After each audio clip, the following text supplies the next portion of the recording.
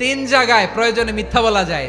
কয় জায়গায় মিথ্যা বলতে? তাউরিয়া মানে কথা একটু ঘুরিয়ে বলবেন। এক নাম্বার, আপনার ওয়াইফকে খুশি করার জন্য, সে একটু এরকম না বলে একটু কৌশল করে বললে খুশি হবে, ওটা বলা যায়। দুই নাম্বার, জীবন মরণের ব্যাপার, জান বাঁচানোর জন্য একটু কৌশল করে ঘুরিয়ে বললেন, এটা জায়েজ। তিন নাম্বার, দুইজন ঝগড়া লাগছে তাদেরকে মিলিয়ে দেওয়ার জন্য কৌশল করে একটু মিথ্যা বলা, ঘুরিয়ে বলা জায়েজ। দুইজনের মধ্যে দেখলেন যে সম্পর্ক খারাপ, তো একজনরে বললেন, ভাই সে তো ওই দিন আপনার ব্যাপারে অনেক প্রশংসা। কি আমার ব্যাপারে প্রশংসা? তার সাথে তো আমার মারাত্মক সম্পর্ক। কি বললো? এই বললো আপনি নাকি এই করছেন ওই করছেন, অনেক প্রশংসা। লোকটার মন খুশি হয়ে যাবে তার ব্যাপারে, ঠিক কিনা? আবার তার সাথে যার ঝগড়া, ওরে যে বলুন, ভাই ওই দিন তো সে আপনার অনেক অ্যাপ্রিসিয়েশন করলো, অনেক। সে তো অবাক, কি রে বলে কি আমার? এই যে দুইজনের ব্যাপারে দুইজনের একটু ভালো ভালো কথা বলে দিচ্ছেন, একদিন দেখবেন রাস্তা দিয়ে হাঁটার সময় একে অপরকে সালাম দিয়ে ফেলছে। আপনি আমাদের সমাজে বহু মানুষ দেখবেন 5 ওয়াক্ত নামাজও পড়ে, আবার রমজান মাসে রোজাও রাখে, আবার সাধ্য অনুযায়ী যাকাতও দেয়। আল্লাহর বান্দা আল্লাহর কাছে যত ইবাদত বন্দেগী করুক, যত দোয়া করুক, যত রোনাজারি করুক, এগুলো কবুল হওয়ার সম্ভাবনা খুব ক্ষীণ।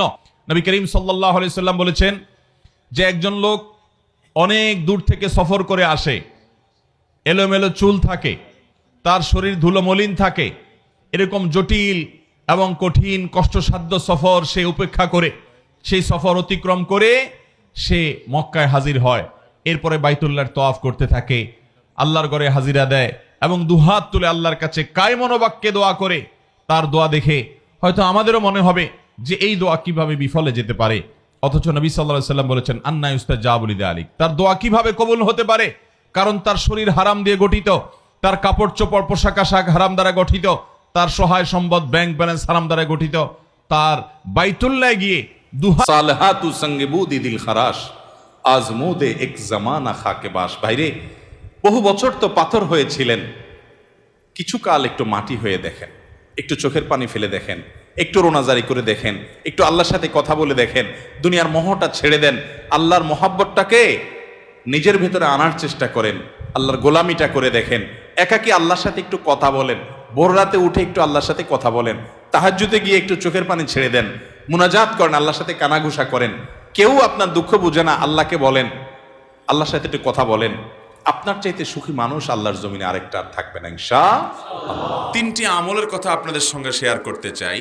নবী করিম সাল্লাল্লাহু আলাইহি সাল্লাম কত আমল আমাদেরকে শিখিয়েছেন। এই আমলগুলোর মাধ্যমে আমাদের বদামলগুলো সবগুলো মাফ হয়ে নবজাতক শিশুর যেরকম প্রোফাইলে কোনো গুনাহ নাই, অপরাধ নাই, এরকম অপরাধ মুক্ত শিশুর মতো নিষ্পাপ হয়ে যাব ইনশাআল্লাহ। আমলগুলোর কথা বলবো। আল্লাহর কাছে একজন ইমানদারের দুনিয়াতে সবচেয়ে বড় চাওয়া হলো সুখে শান্তিতে দুনিয়ার জীবনটা পার করতে পারা, আর আখেরাতে আল্লাহর কাছে সবচেয়ে বড় চাওয়া হলো আল্লাহ তাআলা যেন আমাদের গুনাহগুলো মাফ করে আমাদেরকে পরিচ্ছন্ন করে দেন, মুক্ত করে দেন, আমরা যেন আখেরাতে নাজাত পেয়ে যাই, আল্লাহ যেন আমাদের মাফ করে জান্নাত দিয়ে দেন। এটা হলো আখেরাতে একজন ইমানদারের সবচেয়ে বড় চাওয়া। দুনিয়াতে ইমানদারের সবচেয়ে বড় মুসিবতের বিষয় যেটা তার আখিরাতকে ধ্বংস করতে পারে তা হলো তার পাপাচার, অপরাধগুলো, গুনাহগুলো।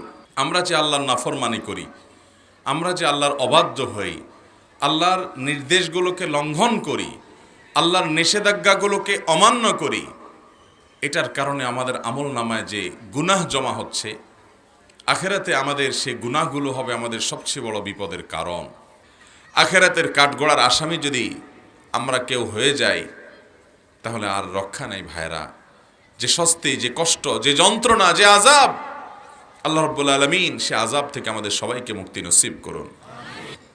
গুনাহগুলো মাফ করে যাওয়ার চেষ্টা করব তো ইনশাআল্লাহ। এই জন্য বাবারা, ভাইরা, নবী করিম সাল্লাল্লাহু আলাইহি সাল্লাম কত আমল আমাদেরকে শিখিয়েছেন, কত আমল।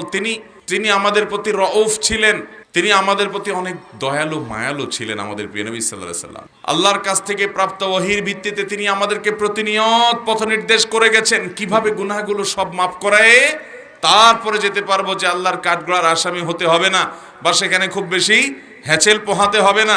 এই জন্য বহু আমল শিখাই দিয়ে গেছেন। সকালে সাইয়্যিদুল ইস্তেগফার করবেন, সন্ধ্যা সাইয়্যিদুল ইস্তেগফার পড়বেন, দিনের ভিতরে বহুবার ইস্তেগফার পড়তে থাকবেন, অনবরত আল্লাহর কাছে মাফ চাইতে থাকবেন। অমুক আমল করলে আল্লাহ গুনাহ মাফ করে দিবে, তমুক আমল করলে আল্লাহ তাআলা গুনাহ সাফ করে দিবে, অমুক আমল করলে সমুদ্রে ফেনা পরিমাণ গুনাহ থাকলে আল্লাহ মাফ করে দিবে। এরকম নানাবিধ দোয়া, নানাবিধ আমল, নানাবিধ বিষয় নবী সাল্লাল্লাহু আলাইহি ওয়াসাল্লাম শিক্ষা দিয়েছেন।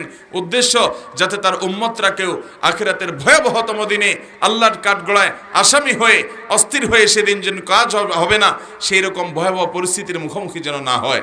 আমরা সেরকম পরিস্থিতি থেকে বাঁচার জন্য চেষ্টা করব ইনশাআল্লাহ। মোহতারাম হাজিরিন, সেজন্য আজ আমরা 3টি আমলের কথা আপনাদের সঙ্গে শেয়ার করতে চাই, যে আমলগুলো একজন মানুষকে মায়ের গর্ভ থেকে একটা শিশু যখন ভূমিষ্ঠ হয়, নবজাতক শিশুর যখন জন্ম হয়, এই শিশু যেরকম নিষ্পাপ, তার যেরকম কোনো আমলে খারাপ বলতে কিচ্ছু নাই, পুরো প্রোফাইল ক্লিন, পরিষ্কার। এই 3টি আমল যেগুলোর কথা শেয়ার করতে চাই, নবী আলাইহিস সালাম হাদিসের আলোকে এই আমল